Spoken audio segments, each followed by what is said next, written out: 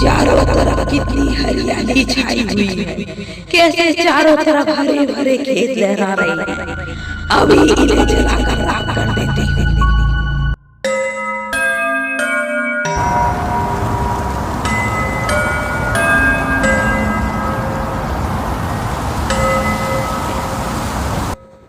अरे इन टूटी फूटी झोंपड़ियों का भी क्या काम है।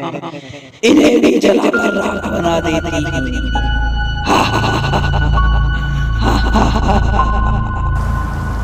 जलती हुई झोंपड़ियाँ कितनी अच्छी लग रही है। चारों तरफ रोशनी हो गई। भागो भागो, राक्षसी ने आग लगा दी, भागो। अरे मोहन भैया, वो राक्षसी रात हमारे खेतों में आग लगाकर चली गई।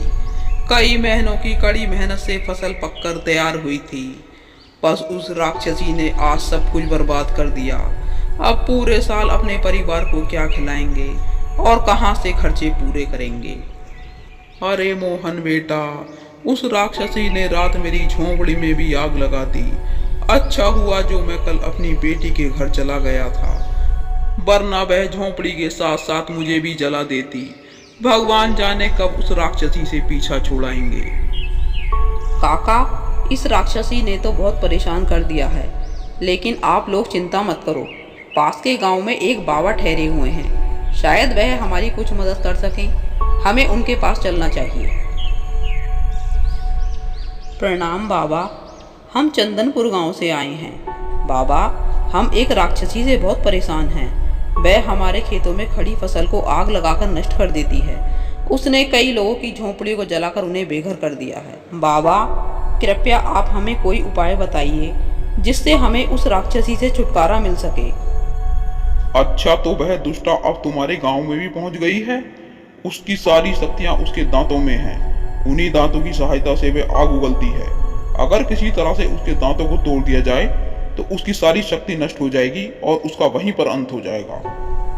लेकिन बाबा, वह राक्षसी तो मुंह से भयंकर आग निकालकर सबको जला देती है। उसके पास उसके दांत तोड़ने कौन जाएगा। बाबा, क्या कोई अन्य उपाय नहीं है? बस यही एक उपाय है उस राक्षसी से छुटकारा पाने का। अगर तुम ऐसा करने में कामयाब हो जाते हो तो अवश्य ही तुम्हारे गांव को उससे मुक्ति मिल जाएगी। बाबा, आपने हमारा मार्गदर्शन किया, इसके लिए आपका बहुत बहुत धन्यवाद। अब हमें अपने गांव की ओर चलना चाहिए। मोहन भैया, यह तो बड़ा ही मुश्किल काम है। अब हम कैसे उस राक्षसी से अपने गांव को बचाएंगे? बाबा ने जो उपाय बताया है उसके लिए कोई ना कोई तरकीब तो सोचनी ही पड़ेगी। रात होने वाली है, अब हमें जल्दी से अपने गांव पहुंचना होगा, वरना वह राक्षसी आ जाएगी। आ नहीं जाएगी, आ गई। वो देखो सामने कौन खड़ा है।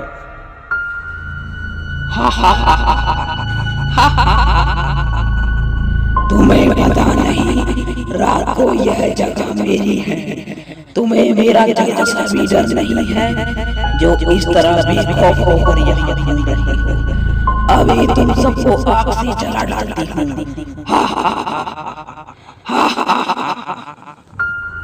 जल्दी से भागो, वरना वह हम सबको जला डालेगी। काका, जल्दी से चलो, पास में एक गुफा है, बस हम किसी तरह से उस गुफा के अंदर पहुंच जाएं।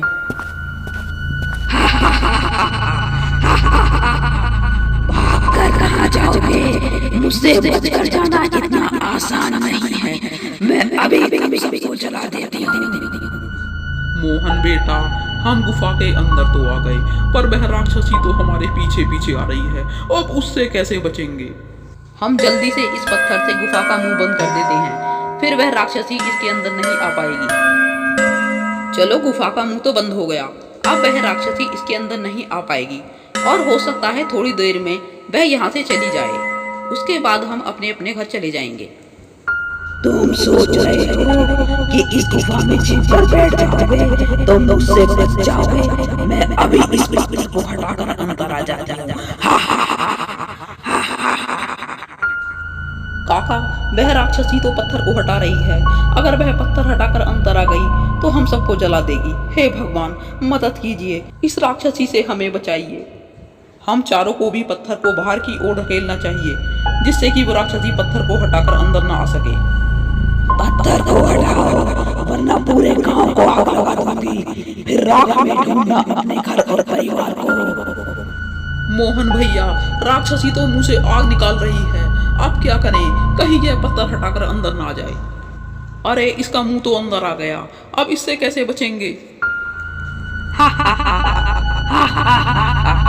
मैंने कहा था कि आज तुम मुझसे बचकर नहीं जा सकते। तुम सब डरो नहीं, बस इस पत्थर पर जोर से धक्का लगाओ।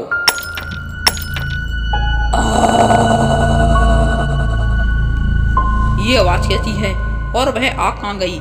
हमें पत्थर को धीरे से हटाकर देखना चाहिए। मोहन भैया देखो, वह राक्षसी वहां पर है। लगता है पत्थर से उसके दांत टूट गए हैं। बाबा ने बताया था कि दांतों के टूटते ही वह भी खत्म हो जाएगी। मेरे दांत तोड़ दिए, देख लूंगी सबको। हाँ बेटा, वह दूसरों को बहुत जलाती थी, आज खुद ही जलकर मर गई। मोहन बेटा, तेरी सूझबूझ और हिम्मत से ही आज पूरे गांव को इस राक्षसी से मुक्ति मिली है।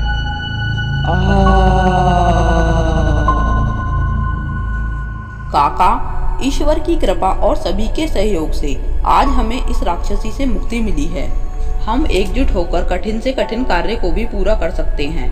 अब रात बहुत हो गई है, हमें अपने घर चलना चाहिए।